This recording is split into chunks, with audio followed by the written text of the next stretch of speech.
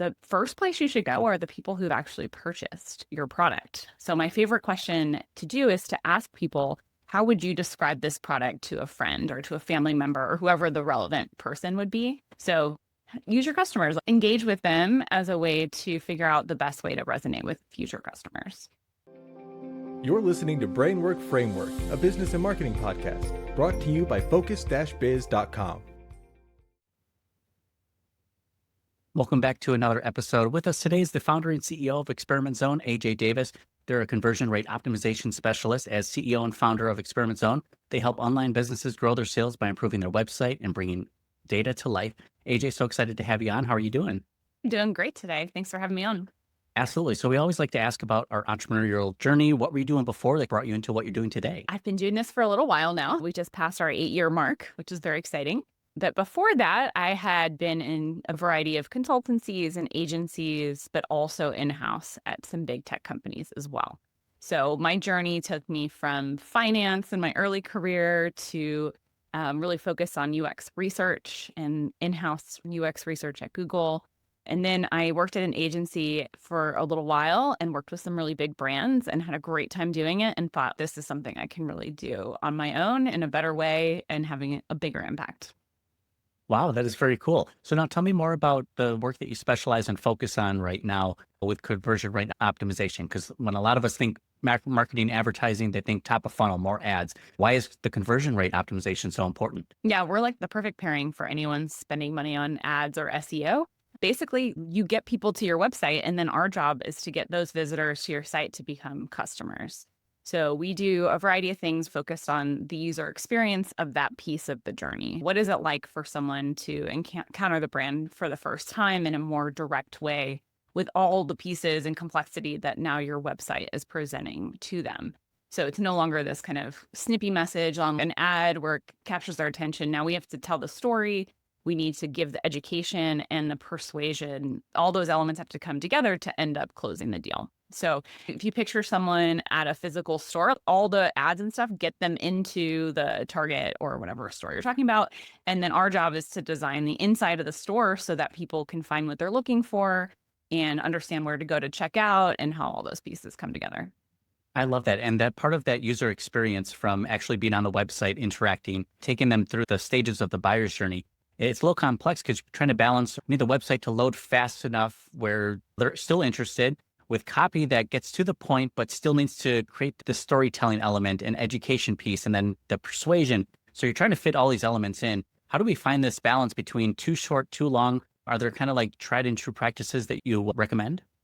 I mean, the answer is you have to test it because it really is context dependent. So we find that there are some best practices, and we'll talk about those today. So I don't want anyone to walk away thinking she's just going to be a consultant and say it depends. But my headline is it really does matter who your audience is. It does matter what your product is. So if you have a really simple product and you have one product, it's a very different journey than if you sell 500 products and they're customizable and very complex. And similarly, if it's like a really niche problem that immediately people can understand how you solve it, perfect.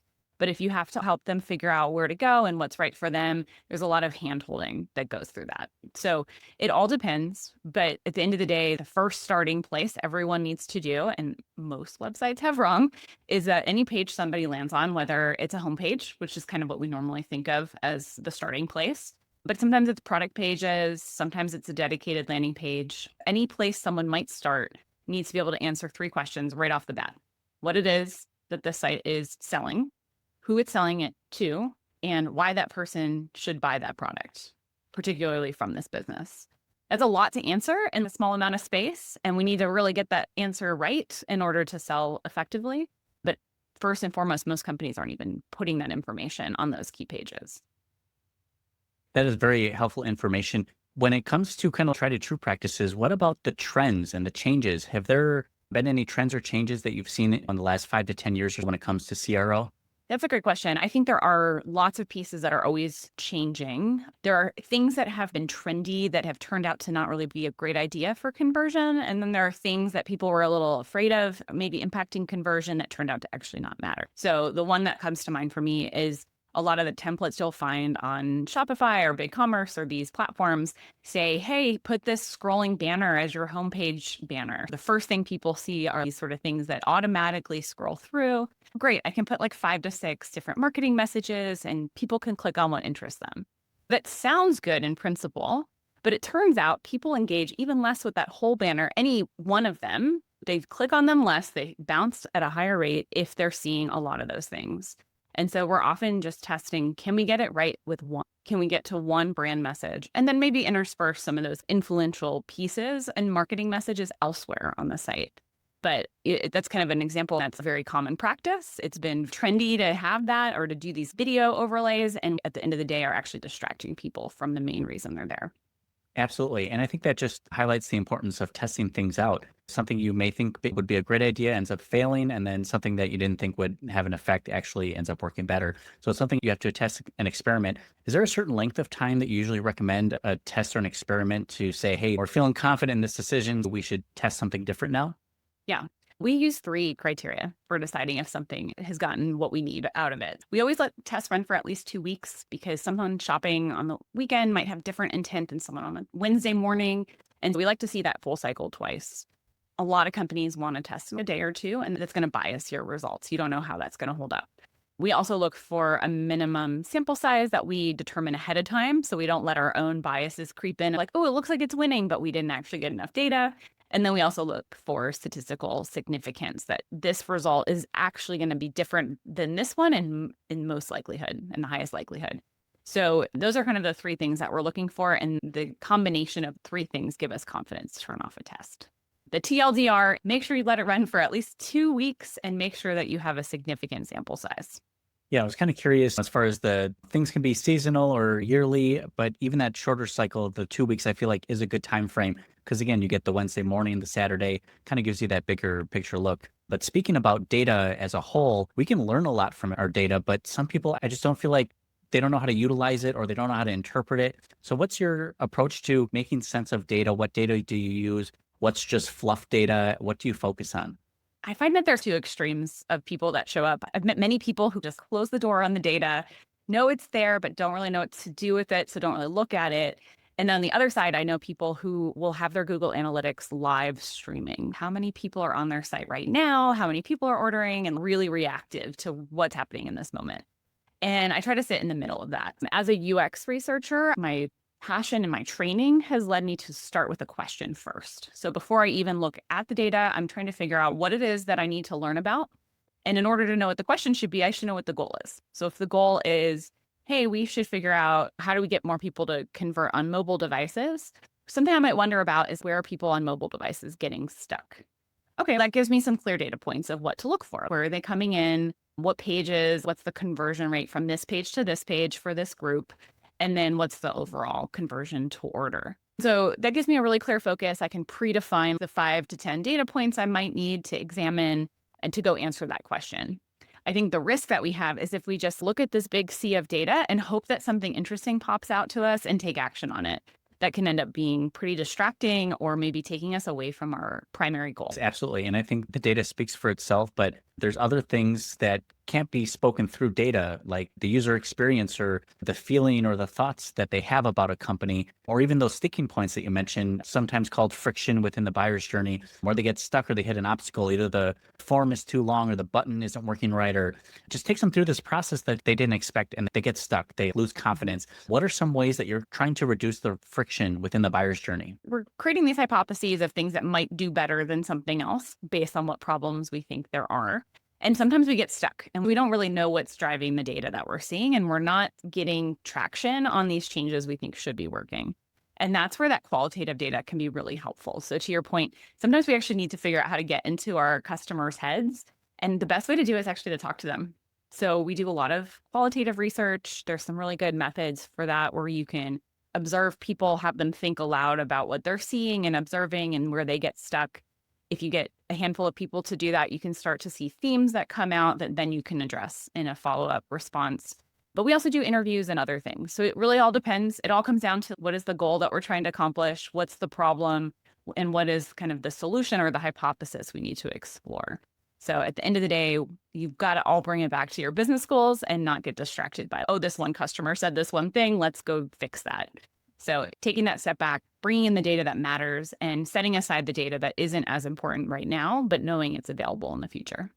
Yeah, absolutely. When you mentioned that, it just reminded me of some of the small business owners who will post like their worst review where it's like the worst grilled cheese sandwich I've ever had. And they'll post that publicly or just as a display, like, hey, you know what? This is the worst grilled cheese sandwich. Come on in and try it. Almost as if it's a badge of honor. But these thoughts and feelings about your brand and what people review you about, that's their perception of your business. And that experience that you have through them is going to impact. Yeah, that made me think of this very common thing that we do. I think anyone listening to this podcast could do themselves. What do I put on my website as my brand message? The first place you should go are the people who've actually purchased your product. So my favorite question to do is to ask people, how would you describe this product to a friend or to a family member or whoever the relevant person would be? And if you get enough of those answers back, you're going to get a much better piece of copy to put on your website than was the team who's really close to this product, who's really passionate about what it's going to solve. The words that you choose aren't going to be the same as your customer, who's going to really boil it down to the basics. So use your customers, engage with them as a way to figure out the best way to resonate with future customers. That is really smart. I really like that because yes, what they explicitly say will directly affect how people perceive your business and your website. We're just too close to our product to make that clear picture and representation. I was going to ask about the tools and when it comes to finding out about the user experience and using that to improve our conversion rates. Things like AI, heat maps, tracking and cookies. Are any of these tools helpful and relevant to some of the work that you do? And can you tell me more about the tools that you're using? Yeah, I would say yes to all of them. I think tools kind of is the same way I think of data, where there are lots of options. We have to be really careful not to get distracted by them. But if we know what we're trying to accomplish, we can figure out where to go. So with the example we just talked about, maybe you ask 1,000 customers to describe your business. Now you've got a huge set of qualitative data, and you could go through and label them and try to sort them out, and that could be helpful. But you could also shortcut that by asking AI to do it and seeing how close that gets to kind of boiling that down to what are the 3 to 5 things you're seeing there.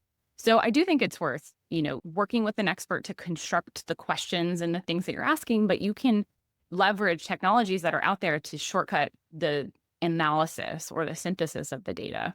And similarly, some of the other tools out there, like the A/B testing tools and all these things, they come together only if you know what it is that you're trying to accomplish with them. So a lot of companies I work with, I'll say, hey, do you have click tracking available, a heat mapping tool? And 9 out of 10 are like, yeah, I've had that on there since the beginning. And they are kind of proud because, of course, you have to have that on your site. That's what every good e-commerce business does. But I ask them what they've learned from it or what they've done with it. And I think that's often like, I'm not really sure. And that's kind of the same thing where you can have it. It's good to have it. You can look back at data, but unless you have a question that you're trying to answer, it's hard to get value at a lot of these tools. Right, absolutely. It's one thing to get the information, but do you act upon it and make use of that data after the fact? And have you ever found an instance where maybe they just tried to jump on a piece of data and change something for the sake of changing it, and it ended up hurting the results that they thought would improve? I just feel sometimes it's like we get in too early and feel like I just need to change this when we should really just leave it alone and let things play out. Yes. Many times. I think the most common scenario that comes to mind that a lot of times companies will say, our site's just old. It looks bad. It's kind of clunky. It's slow. Let's just throw it out and try again. And sometimes if they take the time to try again and compare the two of what was there versus what's the new thing actually is hurting them. They're getting less revenue. Their conversion rate's down. There's something going on that we failed to anticipate in rolling out this new site that looks good, is faster, checks a lot of boxes. And kind of slow that process down. Our best case scenario is to roll out big changes, but test them against each other so that we can pull back and start again if that happens. I have a client who I would shine a light on as making some really strong choices in this way, where they really want to move the way their graphics and their illustrations are done. They have a new brand style, and they also have some new layouts and copy they want to do. And they've just done a really good job of being tenacious at testing those changes. And if they don't work, okay, we'll try again. And they come up with another thing that fits the new brand guidelines, but will serve the customer better than what's there now.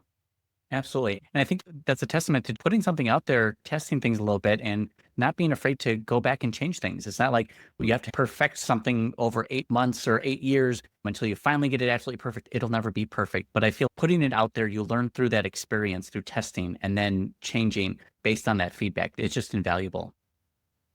And I think that some of our best learnings come from when something doesn't work in the way that we expect. And I think knowing ahead of time what we thought was going to happen, having a hypothesis of how this thing will outperform this thing because of this. Well, if that doesn't hold up, we've learned something really valuable about the customer, about the site experience, about our own knowledge that's there. Absolutely. Now, for those interested in getting connected with you and learning more about you online, where can people find you? Our company site is experimentzone.com. I'm also on LinkedIn, AJ Davis. There's probably 100 of us. So Austin, Texas is our location. You can reach out to me via message on LinkedIn. One of the offers I like to make to anyone listening to the podcast is to hit me up for a virtual coffee. At the beginning of my career, as I mentioned, I was in finance and then I moved into UX and technology and kind of moved around a bit. And the reason I even made that change was because I had 100 coffees with 100 different people and I want to just give that back. So hit me up for a virtual coffee, or if you're in Austin, let me know and we can meet in person. That is wonderful. And we'll have those links available down in the show notes and the description for everybody. Now, AJ, would there be a resource, either podcasts, books, YouTube channels, places where people can find out more about everything that you've learned, or specifically conversion rate optimization? We have a podcast. It's called the Experiment Zone Podcast. I'll make a plug for it. You can come watch us on YouTube. We do some screen share and some live critiques of stores, but we also have an audio version. So check us out, the Experiment Zone Podcast. Very nice. And then just wanted to ask more about an example of a business that you worked with where, after coming in with your special magic, the special sauce, what were some of the results that you were able to get them from the before and after with their business? Yeah, we have one client in particular that stands out because they were really wanting to resonate with people who would visit the landing page, and they had lots of information. And we did a research project with their sales team and ended up increasing their conversion rate on the page by 120%, just because we boiled it down to the key things that mattered instead of having lots of overwhelming information. So that's one test. But we have other clients where we've been working with them for years, and we've helped reshape their business strategy and their pricing and their design and style. So we can really become an integrated part of the team and really help grow the business in the long term. Absolutely. And I feel a lot of businesses are just leaving money on the table. You're already paying for the visitors to come to your site, or you created the content and it's starting to pick up traction. Why wouldn't you want to get another sale from that? It's a no-brainer. Yeah, what would it look like to go from a 1% conversion rate to even 1.2%, right? A lot of businesses haven't thought through the math on that, but it can have a huge ROI impact to not have to invest additional right now in marketing to grow your business. And then you can reinvest that and just the whole thing will grow. So pausing or waiting too long on it, investing on that piece of the puzzle makes everyone's job harder on your team. And we're great complements to teams that are focused on getting people to the site. Absolutely. Now, with everything that you're doing, what are you looking forward to most in 2025? Are you launching any new initiatives, anything exciting coming through? Or are you kind of sticking with the same game plan that's been working for you all these years? I'm publishing my first book, so I'll give a little plug for that. It's a broader topic than CRO. It's called Usability for the World. And we're planning to publish multiple versions of it, tackling different key problems in the world. This first one is focused on building better cities and communities. So I'll give another plug, which is check us out on usabilityfortheworld.com. Very exciting. AJ, I wanted to ask more about any other topic or anything we haven't woven into what we're talking about yet to make sure we highlight. I think we've covered all the things I was expecting to. I think you had a question along the way around other episodes of yours that I've listened to and impact. So I do have an answer to that if you want to wrap up with that question. Absolutely. So AJ, tell me more about some of the impacts other entrepreneurs or lessons have had for you. I was just listening to your podcast. An episode you did recently was around the use of improv in business. And that one in particular really resonated with me because I too have done a lot of improv classes, and my story is a little different than the guest you had, but he's using it as a business to teach people about communication.